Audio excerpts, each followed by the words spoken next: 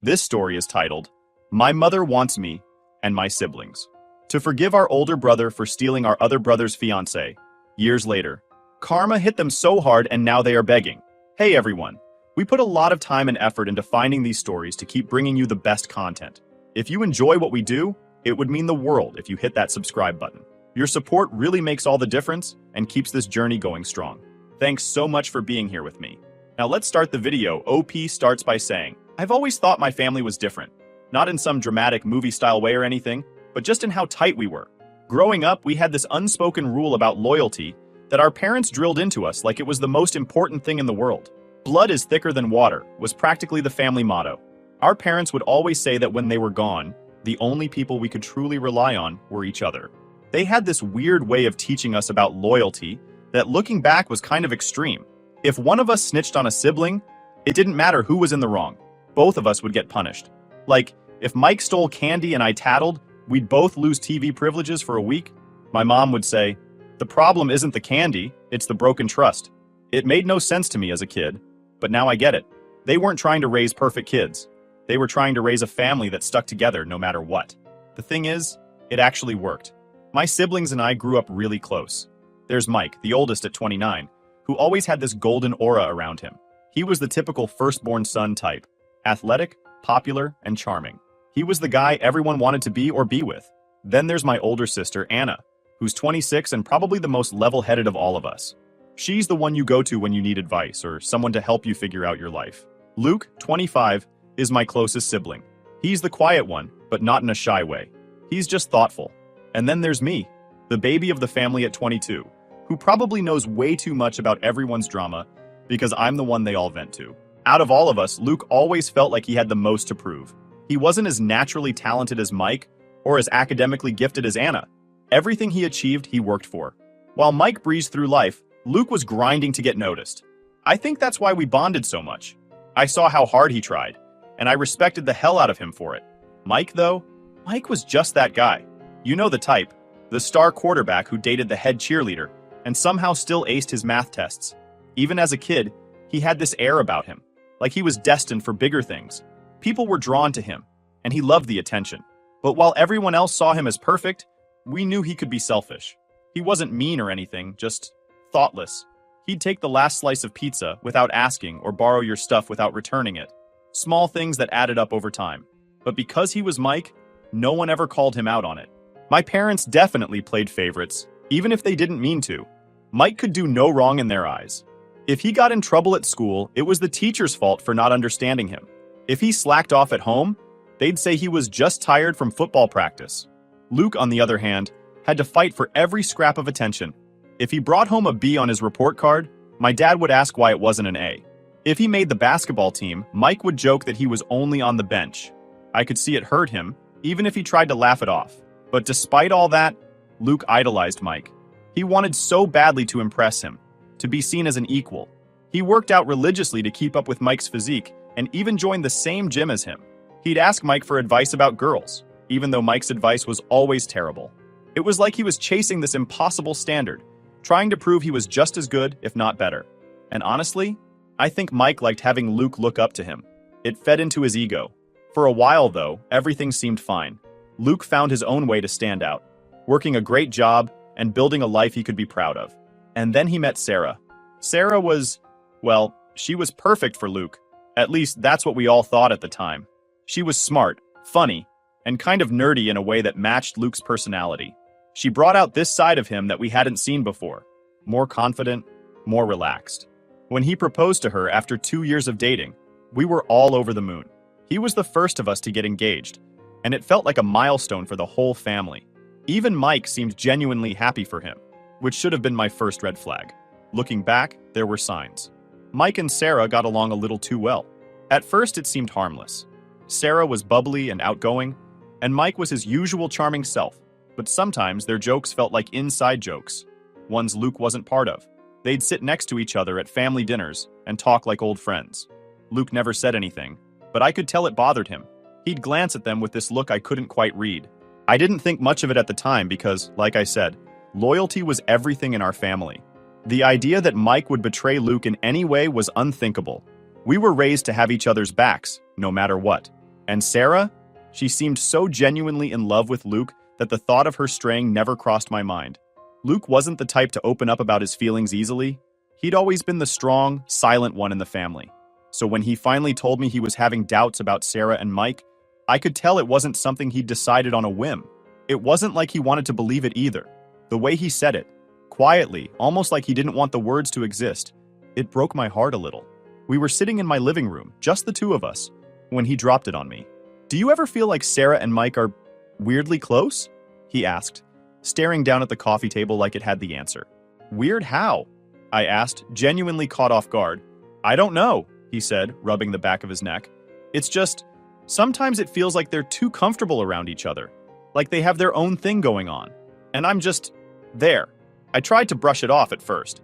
"They're probably just friendly. Sarah's outgoing like that. And you know how Mike is. He's like that with everyone." Luke nodded but didn't look convinced. "Maybe," he muttered. But then he added almost to himself, "It just doesn't feel right." That night stuck with me. Not because I believed him right away, but because of how much it seemed to hurt him. Luke wasn't paranoid by nature. He didn't jump to conclusions or overreact. If he was feeling this way, it had to be for a reason. Still, I told myself it was just in his head. Sarah loved Luke. They were planning a wedding. Mike might have been selfish sometimes, but he wasn't cruel. It was easier to believe that Luke was imagining things than to confront the possibility that he wasn't. But then I started noticing things. Little things. The way Sarah would glance at Mike when she thought no one was looking. The way Mike seemed to go out of his way to make her laugh. Once, during a family barbecue, Sarah and Mike were sitting together on the patio, deep in conversation. Luke was inside grabbing drinks, and when he came back out, the way Sarah pulled away from Mike was weird, like she'd been caught doing something she shouldn't. I wanted to believe it was nothing.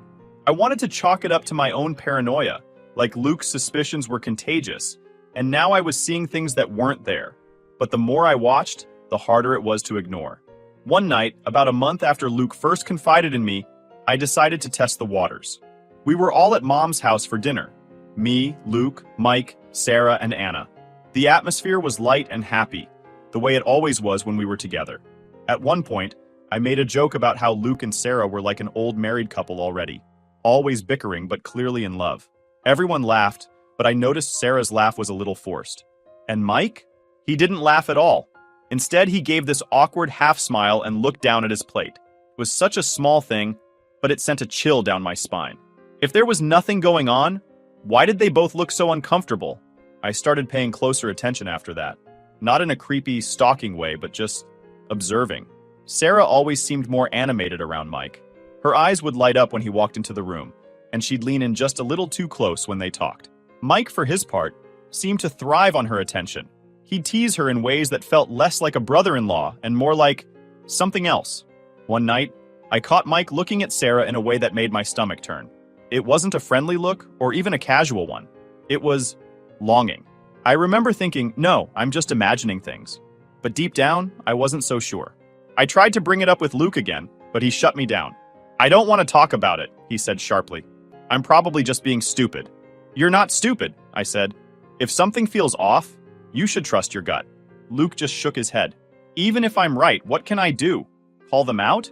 What if it's nothing and I just look like an idiot? What if it's something and I lose everything?" I didn't have an answer for that. What could he do? Confronting them would blow up his entire life.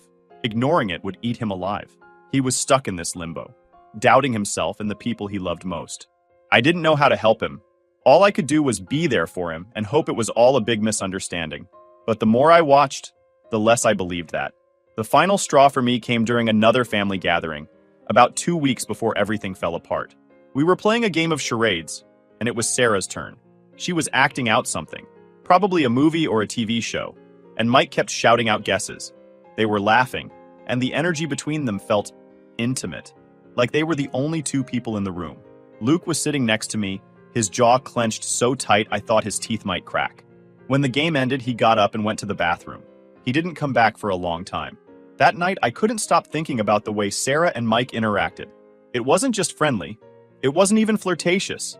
It was familiar, like they knew each other in a way they shouldn't. I wanted to believe I was wrong, but deep down I wasn't. And I think Luke knew it too. Looking back, I wish I'd said something sooner. Maybe if I had, things would have played out differently. Maybe I could have spared Luke some of the pain he was about to go through. But at the time, I was too scared to rock the boat, too scared to face the truth. And then the truth came out anyway. The day it all came out started like any other. I wasn't even home when it happened. I got a call from Luke in the middle of the night, his voice shaking like I'd never heard before. He didn't even make sense at first. It was like his words were tripping over each other, and I could hear how wrecked he was through the phone. All I caught were the words Sarah, Mike, and cheating. By the time I got to his place, he was sitting on the couch, head in his hands, looking like he'd just been hit by a truck. There was an empty beer bottle on the floor, and his phone was lying face down on the coffee table like it had betrayed him too. When he finally looked up at me, his eyes were red and swollen, and it was clear he hadn't stopped crying for hours. "She left," he said, his voice hoarse. "She fucking left. What do you mean she left? Where did she go?" I asked, trying to piece it together. "To Mike's." He spat the name out like it physically hurt him. She said she's in love with him, that she's been in love with him this whole time. It felt like the air got sucked out of the room. I sat down next to him, stunned. I didn't even know what to say. This wasn't just some fight or a relationship ending. This was our brother, the same guy who was supposed to have Luke's back, the guy we all grew up trusting implicitly. How could he do something like this? "She told me she's been sleeping with him for months," Luke continued, his voice breaking.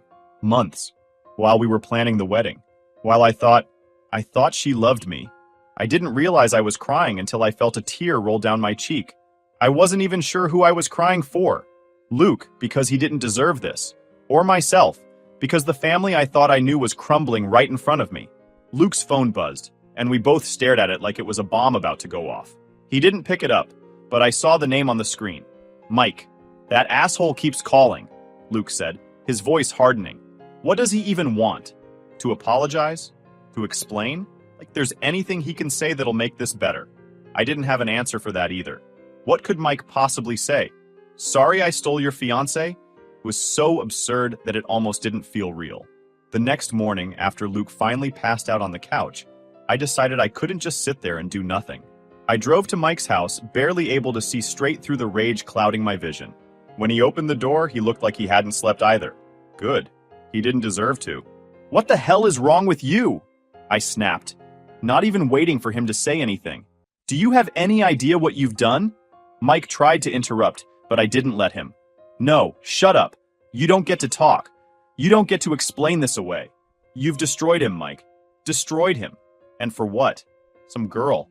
Are you really that selfish?" "She's not just some girl," Mike finally said, his voice defensive. "I love her. I wanted to punch him.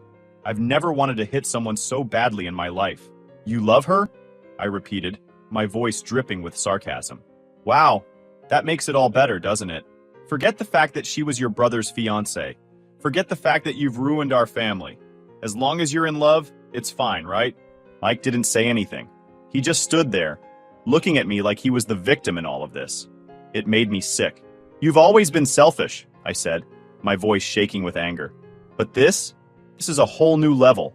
I hope she's worth it, Mike, because you've just lost the rest of us." And with that, I walked away. I didn't wait for him to respond because, honestly, I didn't care what he had to say. There was nothing he could say that would make this okay. When I got back to Luke's place, he was awake and sitting at the kitchen table, staring at his phone. He looked up at me, his eyes hollow. "Did you talk to him?" he asked. "Yeah," I said. It didn't help. Luke nodded like he expected that. "I don't think I can ever forgive him," he said quietly. "Or her." "You don't have to," I told him. "You don't owe them anything." Over the next few days, the news spread to the rest of the family. Anna was furious. Our dad was livid. He called Mike and tore into him, saying he was no son of his anymore. Our mom, though, she had a different reaction. "He's still your brother," she said when I talked to her. "People make mistakes. He's in love. You can't blame him for that." "Can't blame him?" I shot back. "He betrayed Luke. He betrayed all of us. How can you just brush that aside?" "Because he's my son," she said, her voice firm. "And I won't turn my back on him." It was like a slap in the face. How could she defend him after what he'd done? How could she expect the rest of us to just move on? But that's exactly what she did. She started visiting Mike and Sarah, acting like everything was fine, like our family hadn't been ripped apart. And every time she tried to get us to forgive him, It felt like she was choosing Mike over the rest of us. Over Luke. I wish I could say that was the end of it, but it wasn't. This wasn't something that could be swept under the rug. It was a betrayal that cut too deep, one that left scars none of us could ignore. And as much as I wanted to move on, to pretend like it didn't matter, I couldn't. Because every time I looked at Luke, I saw the damage Mike and Sarah had done, and it wasn't something any of us would forget. The fallout from Mike and Sarah's betrayal was like a slow-motion car crash. You see it coming, but there's no way to stop it. It didn't just ruin Luke, it tore our entire family apart. It's hard to even pinpoint when it started because once everything was out in the open, there was no going back. Luke was a shell of himself after that night. He stayed at my apartment for a while because he couldn't stand to be in the house he used to share with Sarah. Every little thing reminded him of her. The photos on the walls, the coffee mugs they'd bought together, the stupid TV shows they used to binge. He told me once that the silence was the worst part, like her absence was louder than her presence had ever been. I'd never seen Luke like this before. He was always the strong one, the guy who could handle anything. But now, he looked completely lost. He stopped going to the gym, stopped taking care of himself, and barely ate. I tried to get him out of the house, even just for a walk around the block, but he wasn't interested. He'd just sit on my couch staring at the TV, not really watching it, while his phone buzzed on the table. Mike kept calling. At first, Luke just ignored it, but eventually, he blocked his number. That didn't stop Mike from trying, though. He sent emails, texts from random numbers, even messages through mutual friends. He kept saying he wanted to talk, to explain, but Luke wasn't having it. "What's there to explain?" he said one day, his voice bitter. He wanted her, so he took her. End of story. Our dad was just as angry as Luke, but he showed it differently. He completely cut Mike off. To him, what Mike did wasn't just a betrayal, it was a failure of character, something Dad couldn't forgive. He called me after he found out and said, "That boy isn't my son anymore." I could hear the hurt in his voice, even though he was trying to sound tough. For Dad, loyalty was everything, and Mike had thrown it away. But Mom was a whole different story. She couldn't bring herself to cut Mike off, no matter how much he'd hurt the rest of us. "She's still my son," she kept saying, like that made everything okay. She started visiting Mike and Sarah at their new place, pretending like what they'd done wasn't the giant elephant in the room. Every time I tried to talk to her about it, she'd just brush me off. "You don't understand," she'd say. "He made a mistake, but he's still family." It wasn't just that she forgave Mike. It was that she expected us to do the same. She kept pushing Luke to talk to him, even going so far as to invite Mike over without telling Luke. I still remember the day Luke found out. Mom had planned a family dinner, acting like it was just a normal get-together. Luke agreed to come because he thought it would just be me, Anna, and our parents. But when he walked in and saw Mike sitting at the table, he froze. The tension in the room was suffocating. Luke didn't say a word. He just turned around and walked out. I followed him outside, where he was pacing back and forth, his hands clenched into fists. "Why would she do this?" he asked, his voice shaking with anger. "Why would she think this is okay?" I didn't have an answer. All I could do was tell him what I knew he needed to hear, that he wasn't crazy, that he wasn't overreacting, and that he had every right to cut Mike out of his life if that's what he needed to heal. After that, Luke stopped talking to Mom altogether. It wasn't a dramatic decision. There was no big fight or tearful goodbye. He just stopped picking up her calls. I think it hurt him more than he let on, but he couldn't keep dealing with her constant attempts to reconcile him with Mike. It was like she couldn't understand that some things can't be fixed. Anna handled things differently. She was furious, but in her quiet, calculated way. She told Mike exactly what she thought of him in one scathing phone call, and then blocked his number. She still talked to Mom, but their relationship became strained. Every time Mom brought up Mike, Anna would shut her down. "He's dead to me," she told her once. "Stop trying to bring him back." As for me, I was somewhere in the middle. I couldn't forgive Mike, but I couldn't bring myself to cut Mom off completely, even though her actions felt like a betrayal too. She kept trying to play the peacemaker, but all she was doing was making things worse. At one point, she even suggested we all go to therapy together. Her, Luke, Mike, and me. "We need to fix this," she said, like it was just a broken chair or a leaky faucet. "Fix what?" I snapped. "Luke doesn't need therapy with Mike. Mike needs to take a long look in the mirror and realize he's the problem." She didn't bring it up again after that. The final nail in the coffin came when Mike and Sarah got engaged. I don't know what I expected. Of course, they were going to get married eventually. But seeing the invitation in my mailbox still felt like a punch to the gut. They had the nerve to send it to all of us, like they thought we'd actually show up and celebrate their love. I didn't even tell Luke about it at first because I knew how much it would hurt him. But he found out anyway when Mom brought it up during one of her rare phone calls with him.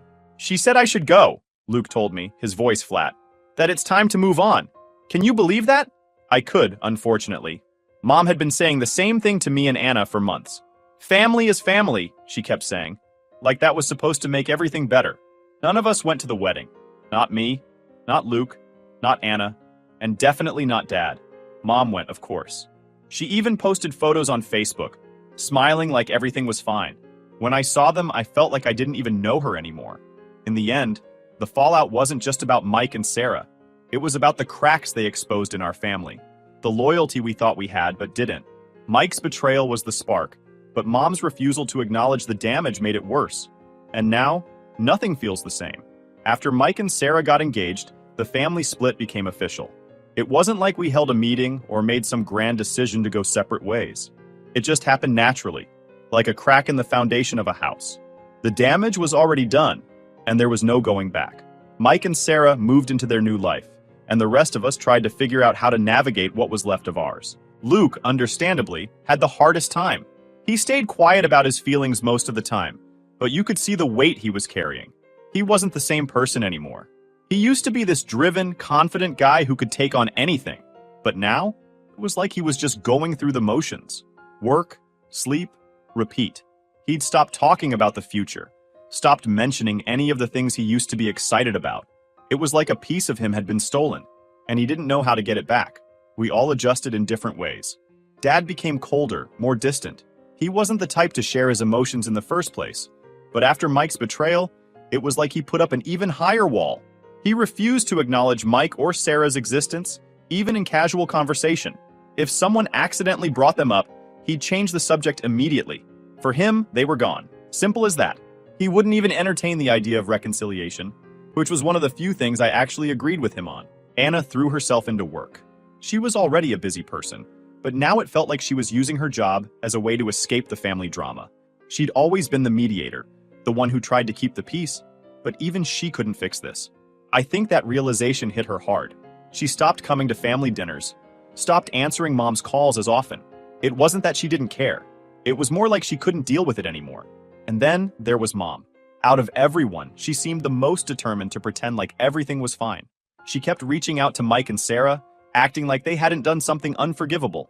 I'd hear about her visiting their place or going out to lunch with them, and every time it felt like a slap in the face. It wasn't just that she forgave them. That was bad enough. It was that she expected the rest of us to do the same. She kept saying things like, "You can't stay mad forever," and "We're still a family." Like repeating it enough times would make it true. One time, she even suggested having a family reunion. "We need to start fresh," she said, like it was that simple. I laughed when she brought it up. Not because it was funny, but because I couldn't believe she actually thought that was a good idea. "Mom, no one wants to start fresh with Mike," I told her bluntly. "Especially not Luke." "Well, he needs to," she said, her tone sharper than I expected. "Holding on to all this anger isn't healthy. Maybe he's not ready to forgive the brother who stole his fiancée?" I shot back. "Did you ever think of that?" She didn't have an answer, but I could tell she was frustrated. I think part of her was angry at us for not letting go, but the bigger part of her was angry at herself for not being able to fix it. She wanted everything to go back to the way it was before, but that wasn't possible. The divide wasn't just emotional, it was physical too. Luke eventually sold the house he'd shared with Sarah and moved to a new apartment on the other side of town. I helped him pack up his stuff, and it was one of the most depressing days of my life. Every box we taped shut felt like another piece of his old life being erased. He didn't say much while we were packing, but at one point, he held up a photo of him and Sarah from when they first got engaged. He stared at it for a long time before finally throwing it in the trash. "Good riddance," he muttered, but I could hear the pain in his voice. Anna moved too, taking a job in another city about an hour away. She said it was for her career, and maybe that was part of it, but I think she also just needed to get away from all of this. She still visited sometimes, but not as often as she used to. I missed her, but I couldn't blame her for leaving. If I had the chance to escape, I probably would have done the same. As for me, I felt stuck. I couldn't leave because I felt like someone needed to stay behind and hold the pieces together, even if it was a lost cause. I kept in touch with Luke, saw Dad regularly, and talked to Anna whenever she had time. But Mom, our relationship became strained. Every conversation with her felt like a tug of war. She'd try to convince me to reach out to Mike, and I'd try to convince her to stop pretending like nothing was wrong. Neither of us ever won. The worst part was that Mike and Sarah didn't seem to care about the damage they'd caused. They were living their lives, posting happy photos on social media, acting like they hadn't torn the family apart. It was infuriating. I wanted to call them out, to tell them how selfish they were being, but I knew it wouldn't make a difference. People like them don't see themselves as the villains. In their minds, they were just two people in love, and the rest of us were the problem for not accepting it. The divide grew wider with every passing month. Birthdays, holidays, family milestones, they all became sources of tension. If Mom invited Mike and Sarah, the rest of us refused to go. If she didn't invite them, she'd spend the entire time sulking about how incomplete the family felt. It got to the point where we just stopped having family gatherings altogether. It was too complicated, too messy. Looking back, I don't think any of us really knew how to deal with what happened. We were all grieving in our own ways, not just for the relationships we'd lost, but for the family we thought we had. It's hard to explain, but when someone you trust betrays you like that, it changes everything. It makes you question the foundation of everything you believed in. And for our family, that foundation was loyalty. It was the one thing we always thought we could count on, the thing our parents had drilled into us from the beginning. But Mike shattered that. He didn't just betray Luke, he betrayed all of us. And no matter how much Mom wanted to pretend otherwise, there was no fixing it. It's funny how life works sometimes. You think the story is over, the damage done, and then it throws another twist at you. One you didn't see coming but maybe should have. That's exactly what happened with Mike and Sarah. After everything they put Luke through, after all the bridges they burned, karma decided to show up. And when it did, it hit Mike like a freight train. Mike and Sarah got married about 6 months ago. None of us went, of course. Not me, not Luke, not Anna, not Dad. Mom was the only one from our side of the family there, playing proud mother and pretending like everything was fine. She even sent us photos of the ceremony, like we were supposed to be happy for them. I didn't open them. None of us did. As far as we were concerned, Mike and Sarah were out of our lives for good. For a while, it seemed like they were living their perfect little life. They bought a house together, started planning a future, and plastered their social media with pictures of how happy they were. I'd be lying if I said it didn't bother me. After everything they'd done, seeing them so carefree felt like a slap in the face. But I told myself it wasn't worth my energy. They could have their fake happiness. I just wanted them to stay far away from us. Then, a few weeks ago, it all came crashing down. I didn't find out from Mike directly. Of course not. He hasn't spoken to any of us in over a year. It was Mom who called me, her voice frantic and shaky. "Mike needs us," she said, like that was supposed to mean something. "What are you talking about?" I asked, already annoyed. "It's Sarah," she said. "He caught her cheating." For a second, I didn't say anything. I was stunned, but not for the reason Mom probably thought. It wasn't shock. It was something closer to dark amusement. I couldn't help but think, well, isn't that ironic? "Let me guess," I said finally. "With his best friend?" Mom gasped. "How did you know?" I laughed. I actually laughed, even though it probably wasn't the right reaction. "Because that's exactly what he did to Luke," I said. "Looks like karma finally caught up with him." Mom didn't appreciate that. She started going on about how heartbroken Mike was, how he needed his family now more than ever, how we should all rally around him to support him through this. "He made a mistake," she said, as if we hadn't heard that line 1,000 times before. "But he's still your brother." "Mom," I said, cutting her off. "Mike didn't just make a mistake. He destroyed Luke. He tore this family apart. And now you want us to feel sorry for him because Sarah did to him what he did to Luke? Are you serious?" "He's hurting," she insisted. "He didn't deserve this." "Neither did Luke," I snapped. "But you didn't seem to care about that when it was happening." Mom got quiet after that, but I could tell she wasn't giving up. She kept calling, trying to guilt us into reaching out to Mike. She even tried to play the family card again, saying we needed to come together and forgive. But for once, none of us budged. Not Luke, not Anna, not Dad. We were all on the same page. Mike made his bed, and now he had to lie in it. The thing is, I don't feel sorry for him. I can't. This is exactly what he brought on himself. He betrayed Luke in the worst possible way, and now he's getting a taste of his own medicine. I hate to say it, but there's a part of me that feels satisfied knowing he finally understands what he put Luke through. Maybe that makes me a bad person, but after everything that's happened, I don't care anymore. Luke, though, Luke surprised me. When I told him about what happened, I expected him to be angry, or maybe even happy that Mike was suffering. But he just shrugged. Figures, he said, like it didn't even matter to him anymore. Sarah's always been like that. He just didn't want to see it. Does it make you feel better? I asked, curious. He thought about it for a moment before shaking his head. Not really. It doesn't change anything. He's still out of my life, and that's not going to change. Luke's response made me realize how far he's come. He's not angry anymore. Not at Sarah, not at Mike. He's moved on in a way I'm not sure I have. For him, this isn't about revenge or karma. It's just another chapter in a story he's already closed the book on. Anna, on the other hand, had a lot more to say. Serves him right, she said when I told her. I hope it hurts as much as it hurt Luke. Mom wants us to support him, I added, rolling my eyes. Anna actually laughed. Yeah, that's not happening. If Mom wants to coddle him, she can. But don't expect me to play along. And then there's Dad. He hasn't said much about it, but I can tell he's not interested in mending fences. When I brought it up, he just shook his head and said, that boy made his choices. Now he's got to live with them. For once, we're all in agreement. Mike doesn't deserve our sympathy. He doesn't deserve our support. He made his bed when he betrayed Luke, and now he's lying in it. If Mom wants to keep pretending like he's some tragic victim, that's her choice. But the rest of us? We're done. At the end of the day, this isn't about revenge or schadenfreude. It's about loyalty. Mike broke that loyalty when he chose Sarah over his brother, over his family. He can't expect us to come running back now just because things didn't work out the way he wanted. Life doesn't work like that. So, no, I'm not going to support Mike. None of us are, and honestly, I think that's the way it should be. He made his choices, and now he's dealing with the consequences. That's not our problem anymore. As far as I'm concerned, my family is Luke, Anna, Dad, and me. The rest? They can figure it out on their own.